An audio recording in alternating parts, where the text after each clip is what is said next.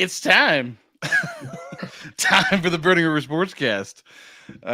Thank you for patiently waiting here as we worked out a few initial kinks here as we started our very first live stream here. I'm Kenny Thunder, as always. If hamsters were people, he'd be their wheel. Ronnie Jams is here. And if milk were water, Bone would be drinking all the pee in the pool. So we do have our trusty group here. Ronnie, you have any other announcements here before we get started?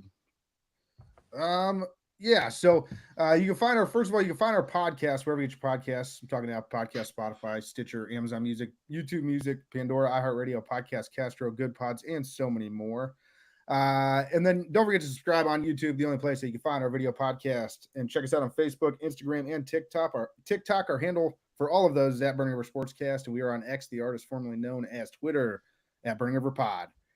And while you're at it, check out our merch, www.thetapandmedia.com/shop. We got all kinds of stuff in there. We got the cruise line that's since passed, the river gear, Chubb line, Brook Park Browns gear. We got all kinds of stuff in there, so check it out.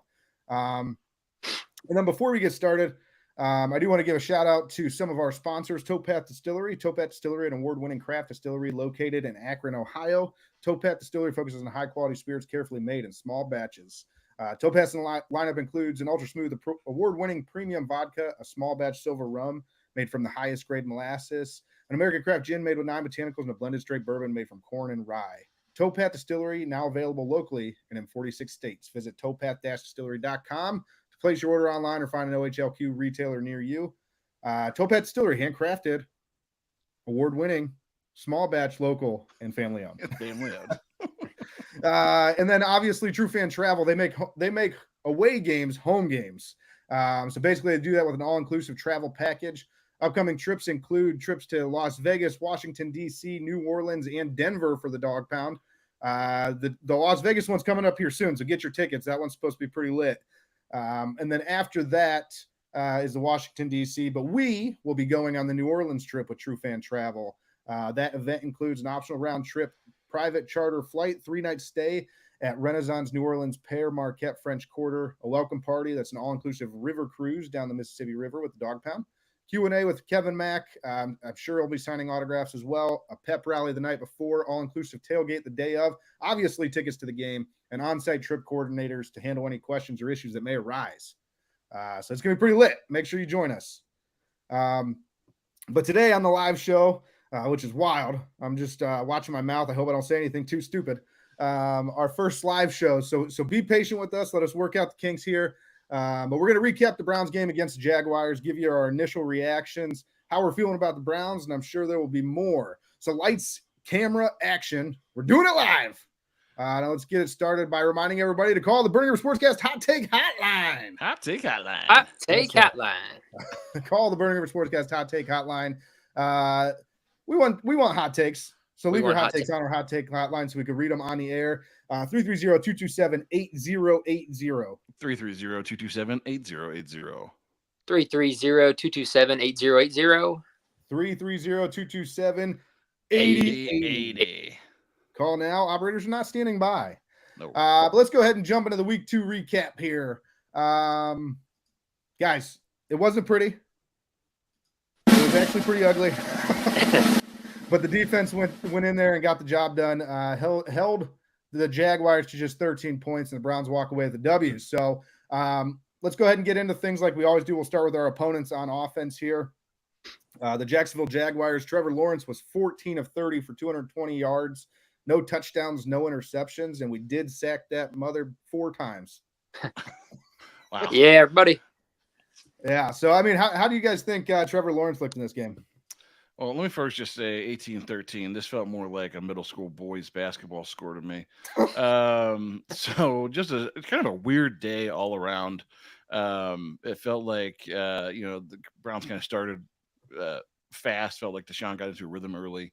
And then things just kind of like stalled out. It felt like for pretty much the rest of the game, rain started falling, got a little slippery. And this just ended up being overall kind of a very ugly, kind of boring game. Glad we got the W. Right. Much needed, desperate. You don't want to start in that 0-2 hole that our friends over in Baltimore have. But just kind of it just felt like a weird game all afternoon. And Cincinnati. Yeah, well, they really took it. They're taking it hard. I mean, you hit the nail on the head. I'm glad that we got away with the W. Like I said when I started this segment here, is it was not pretty. There was a moment early on in the game, which we'll get to the Browns on offense and everything, but we were just kind of clicking right there at the beginning of the game. I was like, this is going to be a blowout, and then we came back down to earth. Yeah. We definitely lost some momentum there, especially after halftime. It just felt like I felt like there was just nothing doing. I will say this: one of my big keys to the game going in was just trying to get that running game going. Jonathan Foreman, I know, didn't have a ton of yards on the day, but I think they gave him the ball 12 or 14 times and had 40 or so yards. But I think that opened up holes for Jerome Ford, who had 60 or so yards on, I think, just 6 or 7 carries. So, for the first time this season, I think we've seen the team go over 100 yards of the team rushing, which I think was a big part of the success in a game like this that was primarily won on defense, special teams, but just the ability to keep moving the rock a little bit at a time, trying to optimize your time of possession with drives, trying to get those tough, gritty points and field goals. So I was glad to see that. Yeah, absolutely. And I know you mentioned it, this game was won mostly on defense. So let's talk about Jacksonville's offense a little bit more, or lack thereof. I mean, other than Travis Etienne, they really didn't have an offense. I mean, he had 13 rushes for 52 yards. He scored their touchdown there. And then, he that one big play. What was that? Yeah, that one big play with their rookie wide receiver, Brian Thomas Jr. kind of opened it up for their touchdown. But other than that, it seemed like the defense held them in check. Yeah, no, I agree. I mean, they couldn't get anything going. And just the Browns defense, I forgot how exciting this Browns defense is and how exciting it was all last season to watch, because they're kind of just all over the place. They're constantly flying to the ball, gang tackling, just getting everybody in there, getting everybody involved. And they showed it again today, why they were the number one defense all of last year. Yeah. I gotta be thinking. I mean, I know you started off asking around about Trevor, and obviously they had the whole Trevor Bank Field thing going on there today with Did you see what the Browns sent back? Taking the big L. Yeah. You forgot your L. But I gotta be thinking that Jacksonville, people in Jacksonville are starting to get a little apprehensive in the same way that the Browns fans are around Deshaun. Obviously, Deshaun has a lot more going on than Trevor, but just from a skill set standpoint, ability to win football games. This Browns team did not come in, gangbusters today. They scored 18 points, and that's all you could muster on offense. You would think you'd be able on your home turf, beat 18 points. Yeah, you would think that, and I know the Browns had 4 sacks, so they were putting pressure on him. But I think that kind of money that he's making, that you're paying for him to find his way out of those and to make plays. And so far he just he's just so streaky. It's like he'll go for a couple of games and he'll be hot, and then he's just downright awful in some of these other ones. And today was one of those where it was downright awful to mediocre. I mean, again, both offenses kind of struggled a little bit. I don't know how much the rain really impacted it, or the heat and the weather down there, but just a strange day overall. But you can't have those. If you're going to contend for an AFC South title, I'm sure that there are people that are disappointed there with the play of Trevor Lawrence. Yeah, absolutely. And I mean, I know we've talked about it kind of throughout the week. They gave him this big extension, right? And they paid him all kinds of money. But if you look at his stats through his first few seasons with Jacksonville, they're almost identical to Blake Bortles when he played for them. And Blake Bortles got ran out of town. And he went to an AFC championship. Right. But I know for the most part they were losing with Blake Bortles. But just as we're just talking about stats, if you're just talking about stats, then they're identical quarterbacks, basically. Well, and I think what's more concerning for them is that this is, it feels like at least the best group of talent that they've had around a quarterback in Jacksonville for a little while. They've got some real players down there. With the rookie Brian Thomas, they've got Gabe Davis, who had a couple catches today. I know that one thing that probably worked in our favor was the fact that Evan Ingram did not play, and that sounds like that was a game time decision that he got pulled up on in warm-ups. So I know they had some backup tight ends in the game, but certainly I think that's something that works in our favor. Yeah, no, absolutely. I mean, stifling all day for the defense for the Browns, though, like we said. So on defense here, JOK was everywhere again. He ended up with 7 tackles, which if you asked me, I would have been like, I thought he had more tackles than that, but because it seemed like he was in on every big play, but JOK was everywhere. Myles Garrett had a sack. Jordan Hicks had a sack. Alex Wright had a sack. Quentin Jefferson had a sack. The only thing that we're really missing on defense to this point is we haven't forced any turnovers, really. No turnovers by either team in this game, which was kind of strange. Probably the defense is playing well, and no turnovers explains it explains a low score. There's probably 3 or 4 opportunities today. It seemed like they just dropped through our defenders' hands. They were right there. Oh, yeah. True, and then they had the kickoff return where my buddy Tank dropped the ball, but I think we got called on that was the kicker penalty, right? They said Dustin Hopkins was illegal, for being on the field. Worst call penalty I've ever seen. That was annoying. Like, I know these kickoff rules are new and everything for the NFL, but how do you get a legal formation on the kicker? He's kicking the ball. He's kicking the ball. I guess that's a bad. Did somebody else line up bad and they just call all legal formations on the kicker? I guess he can't cross the 50 until the ball's been caught. And I can't figure out why, because it's not like anybody's like taking their kicker and then they're like, all right, kick the ball, and then you're the gunner. Right. Nobody is doing that. So I don't know. Well, we were going to be the first, and they told us to stop it. I don't know what that stops necessarily, but apparently that's the rule. It's funny, like every time, all preseason long, and in the first couple weeks of the season, they've, like ad nauseum gone over, the new kickoff rules, dynamic kickoff. That was never once brought up in any of the commentary that I've heard, is that the kicker can't cross the 50. Now you know. Now we know because we got burned on it. Yeah. But yeah, so I mean, the defense had a solid day. Special teams was fantastic today. Outside of, Dustin Hopkins going past the 50 when he's not supposed to. Dustin Hopkins was 3 of 3 on the day. 3 of 3 field goals, along of 53 and 1 of 1 on his extra points. And then Corey Bajorquez, 5 punts for 218 yards, 3 inside the 20, including the one towards the end of the game at the 2 that set up the sack. So, I mean, just big game for all the special teams, I think. And even James Prochet on punt returns averaged 14 yards a return, which is solid. And he only had the one kickoff return for 25 yards. So all around, it has to, Ventrone has to be feeling good about special teams right now so far this season. Yeah, there's a big, I felt like the momentum shift there too, when Jacksonville stopped us before that punt on the 2, and then the safety sack. So I thought that was huge, just from a momentum standpoint of keeping Jacksonville off our heels. So all the people that was big time. That don't buy into special teams winning games, and you need to really work on your special teams and have that be a big part of your game. I think Corey Bajorquez proved why it's important to have a really good punter on your team. So, and I look at a game like this too, and that's a great point, Ronnie. I think that overall, not only was this just a all team win, to me this was a coaching win. I mean, when you get into these types of games where nobody stood out, there weren't a bunch of yards or touchdowns, anywhere to be found here. There weren't a bunch of weird turnovers. This was just a absolute battle of attrition. Who could hold out the longest?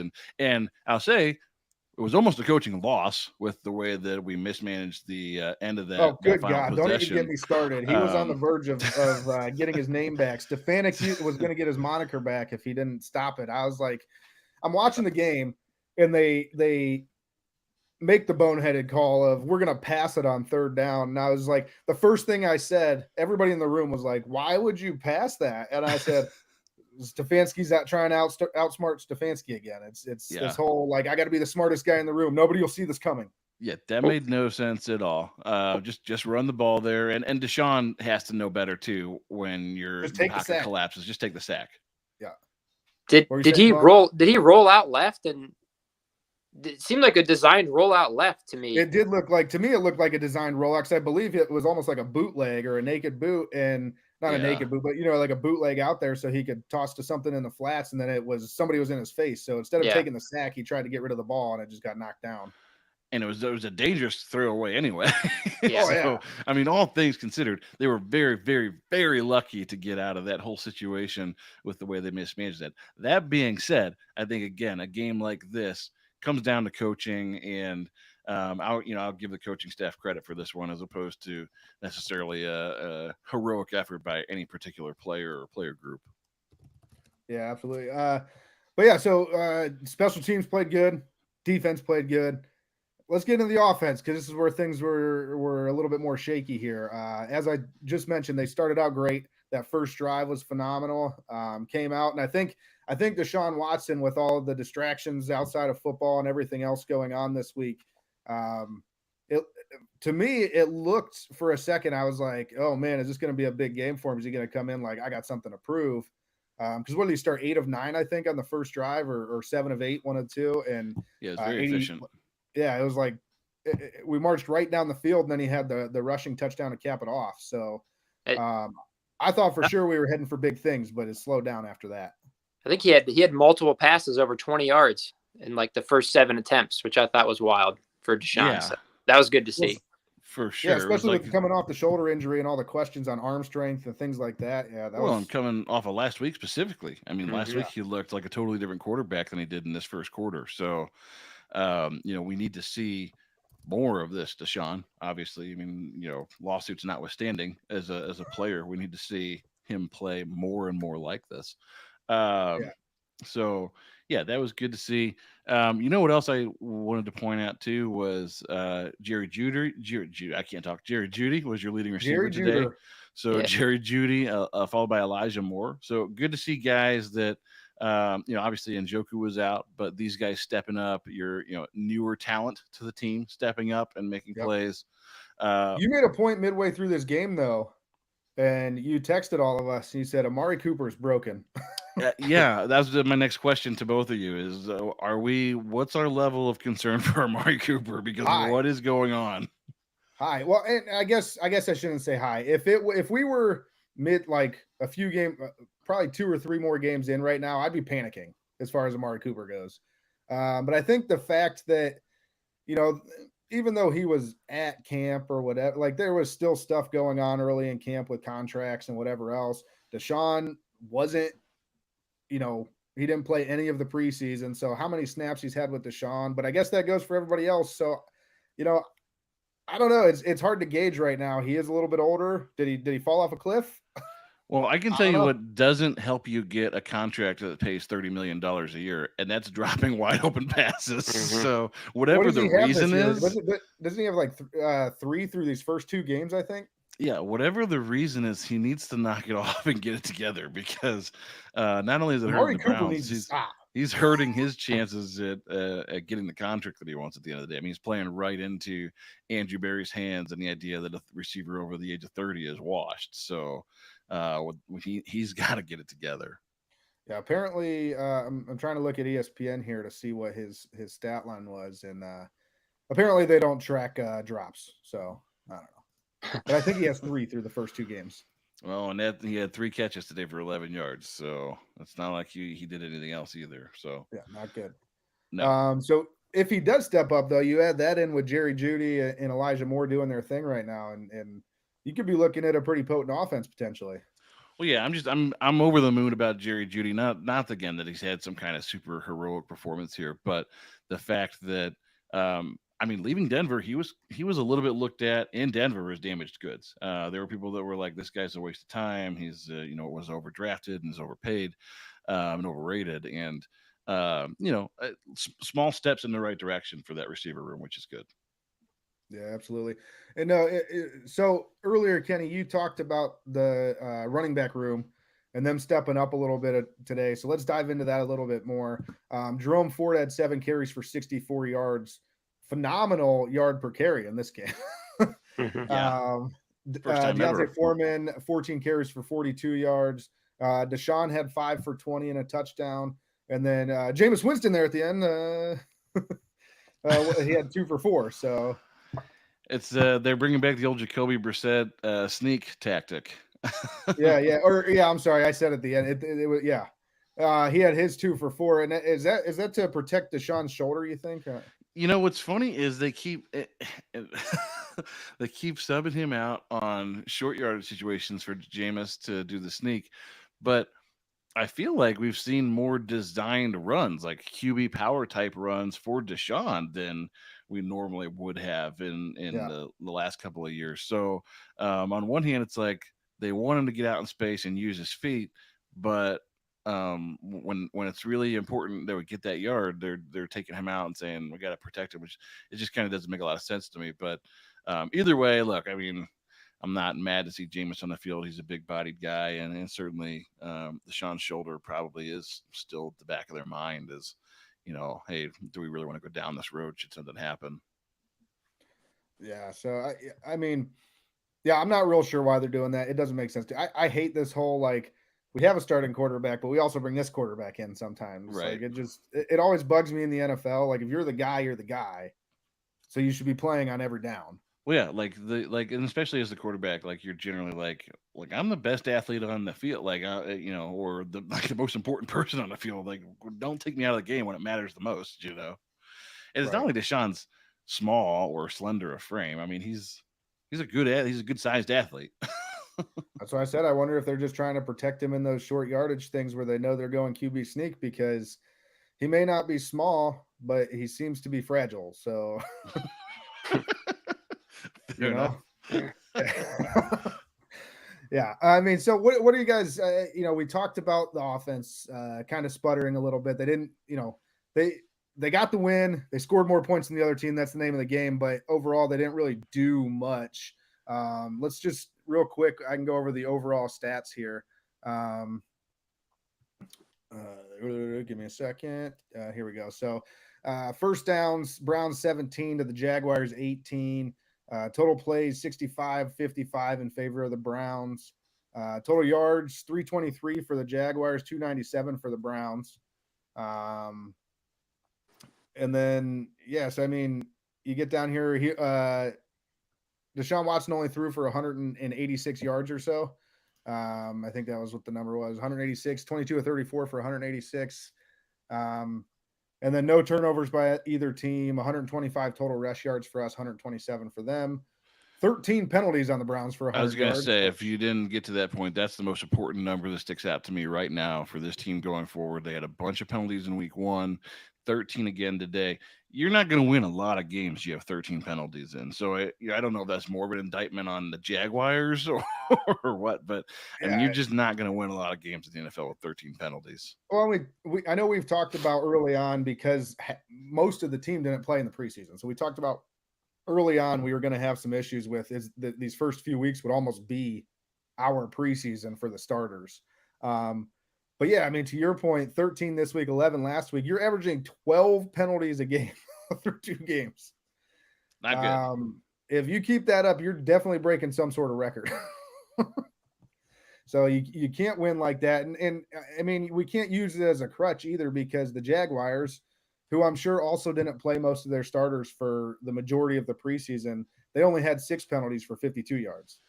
Yeah, and I think you're seeing kind of some of these lackluster numbers across the NFL, to be honest. There were a number of games today where, I mean, in last week, where quarterbacks aren't throwing for a lot of yards. So you've seen some really good rushing performances turned in.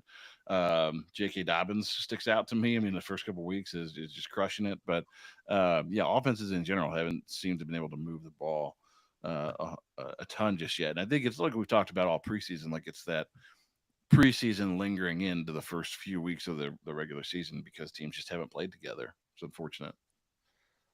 Yeah, and so sloppy play though. We need to clean that up. That's for sure.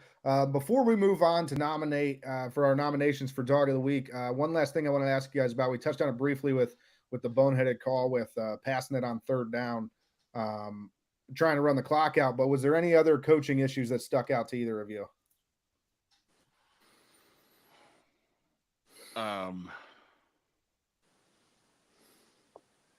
I mean that was the big one for me, which was a little scary. Early on in the game, Yes. we saw the return of the Stefanski staple, the double reverse pitch in the backfield that netted 0 yards in total offense, and they had a penalty. So net total -10 was -10 yards on the play. Like, I don't know why we keep going back to the well on this. Like, please just run the offense. And the thing that was so frustrating about that at the time was Deshaun came out and looked pretty good. Like, he looked okay. It was the best we've seen Deshaun look probably in a long time. These guys getting into a rhythm. He's making easy completions. You feel like he's getting warm, getting loose. And then you throw in what is potentially a drive stopper. Like, he tried to kill it. So stupid. He said, I got an idea, guys. Let's run this play that nobody's ever seen before. And if it doesn't work, we might try and run it again later. Maybe. I've had enough of those. It ended up being to Elijah Moore, right? Was it Elijah Moore or Jerry Jeudy that was it Jeudy taking it? I thought it was Jeudy. I thought it might have been. I don't know for sure, but yeah. But either way, we just at that moment, we all texted about it. We're like, no. Yeah, poor design, poorly blocked, poorly executed. And by the way, here's a penalty for you as well. Yeah, bad job out of them. So as I mentioned, let's go ahead and do our nominations for Burning River Sportscast Dog of the Week. So this is a new thing for us here. Typically, we just pick this and then we reveal it in our normal show. But what we want to start doing is get our fans a little bit more involved here. We're all going to nominate somebody that we thought could potentially be the Dog of the Week. And then I'm going to put up a post either tonight or tomorrow and let everybody vote on it and let the fans choose the Dog of the Week. So, Kenny, do you got somebody that you'd like to nominate?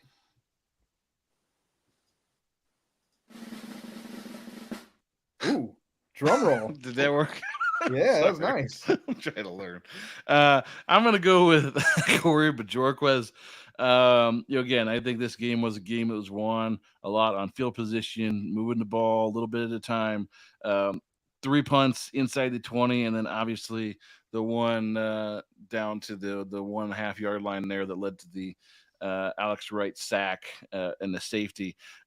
Especially also wanted to point out, good for Corey, because I don't know if anybody else saw or heard this week on Pat McAfee's show, they were interviewing Bill Belichick, and they were talking about the Browns and kind of where they're at and this and that. And the Bajorquez came up for some reason. I don't remember why. Probably because he was on Pat McAfee. Yeah, I don't know exactly why it came up. And, Belichick was like, I'm real familiar with Corey. Corey can absolutely boom it. He really sucks at kicking the ball directionally.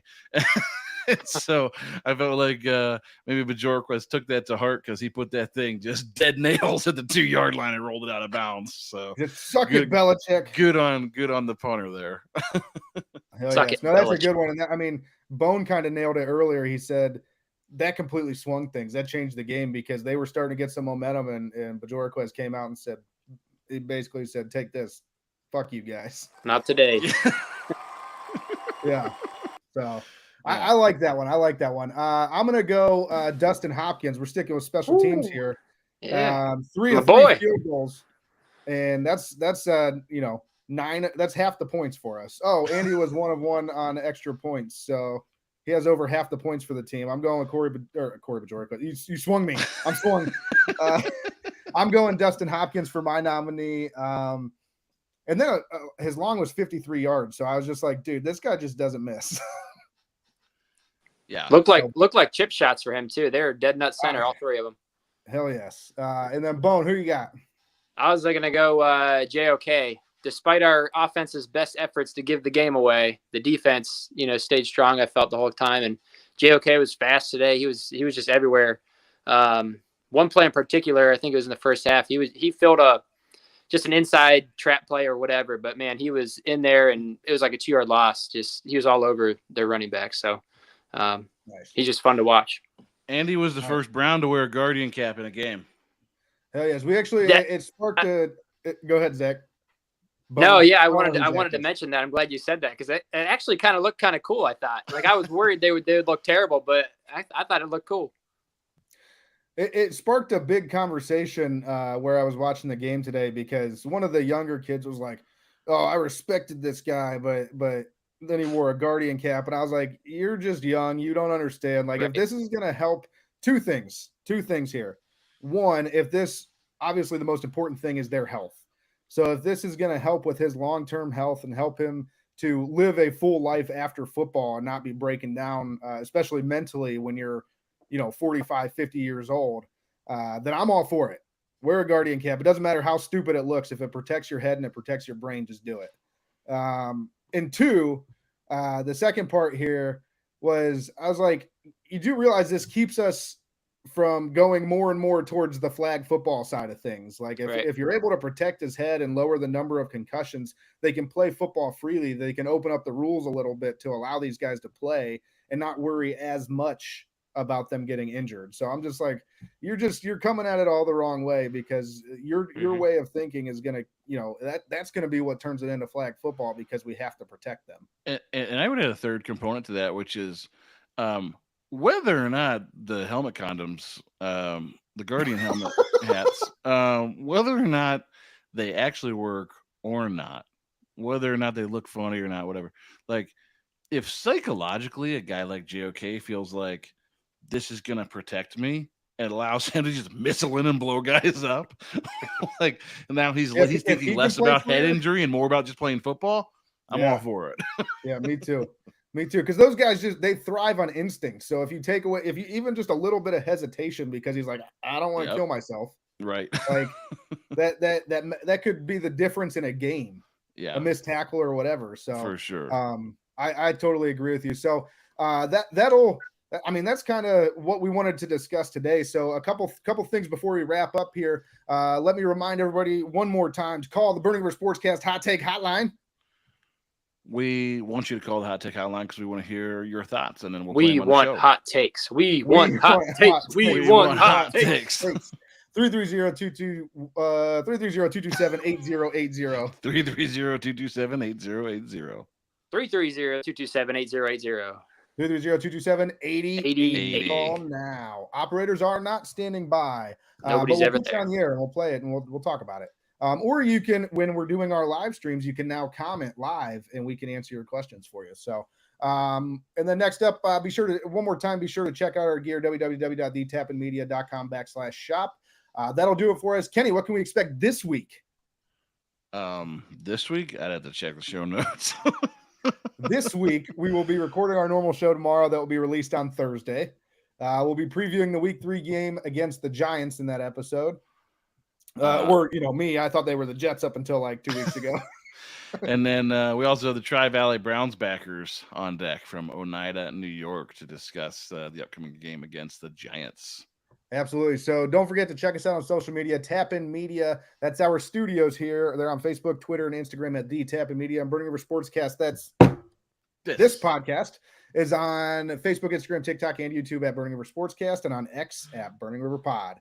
And you can find our podcast wherever you get your podcasts. I'm talking Apple Podcasts, Spotify, YouTube Music, Amazon Music, Stitcher, Pandora, iHeartRadio, Pocket Cast, Castro, Good Pods, and so many more. Any last words, guys? I thought we were going to kind of go around and do one final takeaway from just everything in the NFL, anything at all. All right. Go for it. Oh, you want me to go first? Yeah, you just brought it up. Okay. My takeaway this week is that's why you draft a kicker.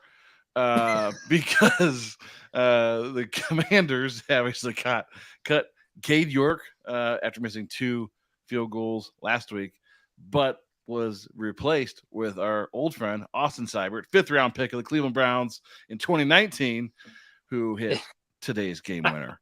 Hell so everybody wants to, don't draft the kickers, but there's a bunch of Browns drafted kickers floating around out there that are winning people games. Yeah, I guess my takeaway here will be AFC North specific. What the hell, man? The Steelers are on top.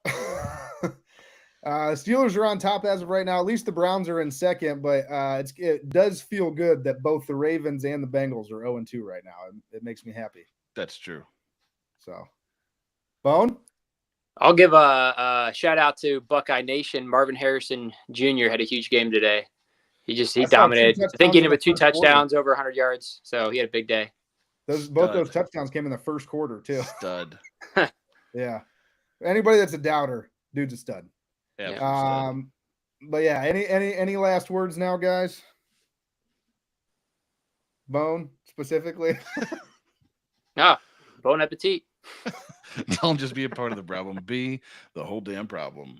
And only you can prevent river fires.